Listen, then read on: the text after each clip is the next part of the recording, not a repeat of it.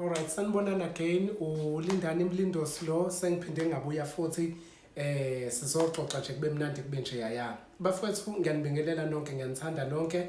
Ni like, ni comment, ni subscribe kulezi zinto esobe sixoxa ngazo namhlanje.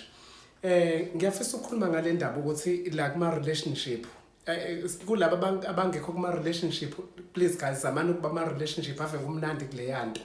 Nizobona, it's interesting. Kuma relationship bafethu kukhona into ekuthiwa nje umngcwabo, kube nomngcwabo nje ngenye weekend kube nomngcwabo. Umtshele umuntu wakho sithanda sami ngisahamba ngisayemngcwabeni yabo, avume ngoba phela umtshelile.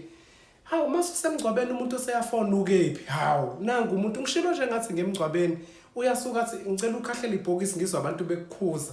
Just imagine nje into ozoshawa yona emngcwabeni ukhahlela ibhokisi. Ungakhahlela ibhokisi kushoniwe kodwa wenzele nje ukuthi isithandwa sakho khona sisozo. Yabona abafethu ukuthanda umuntu asingathandi abantu kuze phela na ubhayize. Usemngcwabeni ungathanda umngcwabo kuthiwa khahlela ibhokisi ukuze kuzwakala ukuthi wena u-attendile umngcwabo abantu bakukhuza. So nje guys, si-avoid i-relationship umthanda umuntu wakho ube nesikhwele esi-right. Hayi isikhwele sokuthi ungikhathe nabantu.